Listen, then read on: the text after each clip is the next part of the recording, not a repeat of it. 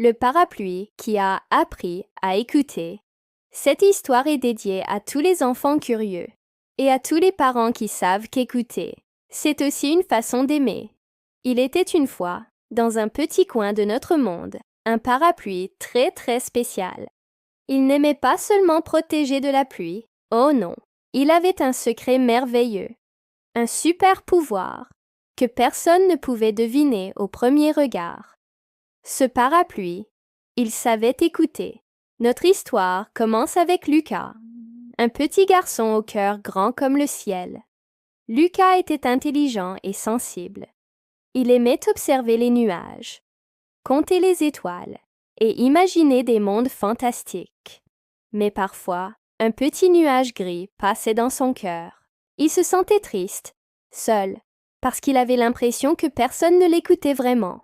Quand il essayait de parler de ses découvertes, de ses peurs ou de ses grands rêves, les adultes semblaient toujours occupés. Plus tard, Lucas. C'est bien, mon chéri, disait-il, sans vraiment entendre les mots qui dansaient dans sa tête. Un jour, une grande tempête s'abattit sur la ville. Le vent soufflait fort, et la pluie tombait en grosses gouttes, comme si le ciel pleurait toutes les larmes du monde. Lucas, qui rentrait de l'école, se pressait pour trouver un abri. C'est alors qu'il le vit, oublié sur un banc du parc, tout seul sous la pluie. Un grand parapluie coloré. Il avait des rayures de toutes les couleurs de l'arc-en-ciel.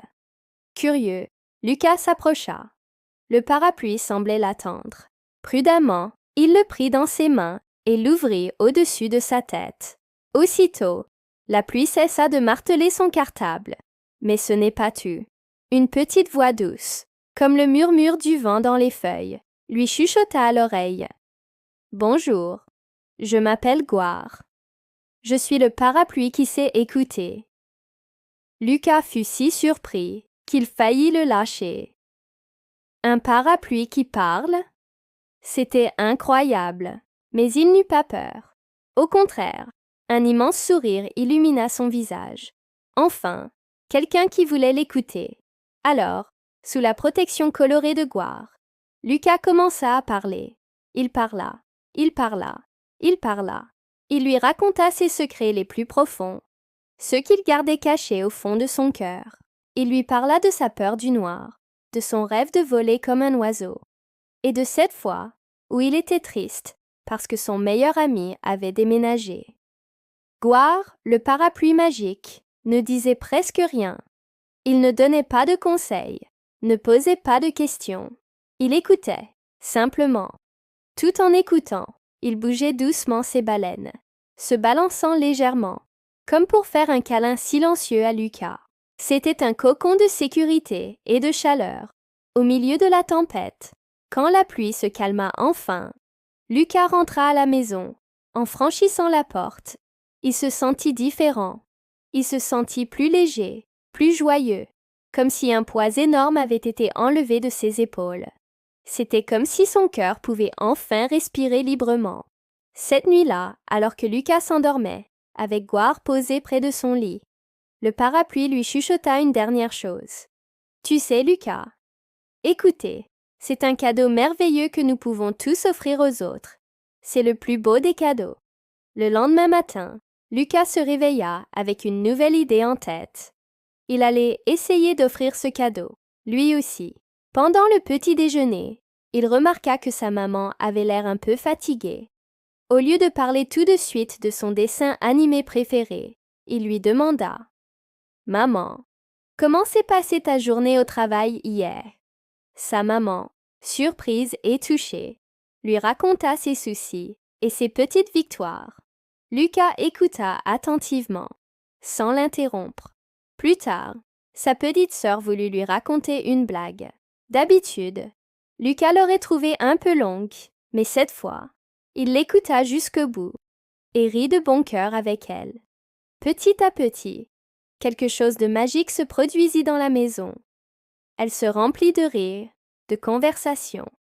Les moments de partage devinrent plus fréquents, et même les petites disputes devinrent plus rares, car chacun prenait le temps de comprendre ce que l'autre ressentait. Un soir, Gouar expliqua doucement à Lucas.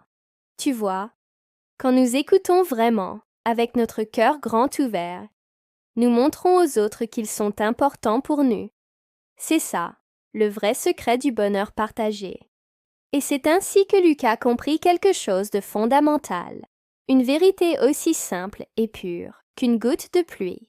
Chaque personne, petite ou grande, a une histoire unique à raconter, des trésors cachés dans son cœur. Et chaque mot partagé est comme une goutte d'eau bienfaisante qui vient nourrir et faire fleurir le jardin magnifique de nos relations. Écouter, c'est bien plus qu'entendre des sons. Écouter, c'est une véritable façon d'aimer. Quand nous faisons vraiment attention à ce que l'autre ressent, à ses joies comme à ses peines, nous construisons des ponts invisibles, mais solides. Des ponts qui nous rapprochent les uns des autres et rendent nos liens plus forts. Maintenant, c'est à ton tour de jouer. La prochaine fois que tu seras avec tes parents ou un ami, essaie de leur raconter quelque chose qui est vraiment important pour toi. Et si tu veux, tu peux aussi dessiner ton propre parapluie magique. Comment serait-il? De quelle couleur? Et surtout, quel nom lui donnerais-tu? Et le plus important, essaie de demander à quelqu'un que tu aimes. Comment s'est passée ta journée? Et écoute la réponse. Pas seulement avec tes oreilles, mais avec tout ton cœur. Et pour finir, une petite curiosité. Savais-tu que le plus grand parapluie jamais fabriqué dans le monde mesurait plus de 5 mètres de large? C'est immense, mais aucun parapluie, aussi grand soit-il, ne sera jamais plus grand ou plus spécial que celui qui nous apprend à nous écouter, les uns les autres, avec le cœur. Merci beaucoup d'avoir écouté cette histoire jusqu'au bout. Souviens-toi, chaque fois que tu offres ton écoute avec gentillesse et attention, tu participes à rendre le monde un peu plus doux et un peu plus beau. N'oublie pas de t'abonner pour ne manquer aucune de nos histoires qui rapprochent. Des histoires faites pour unir les familles et éveiller les plus belles émotions. À très bientôt!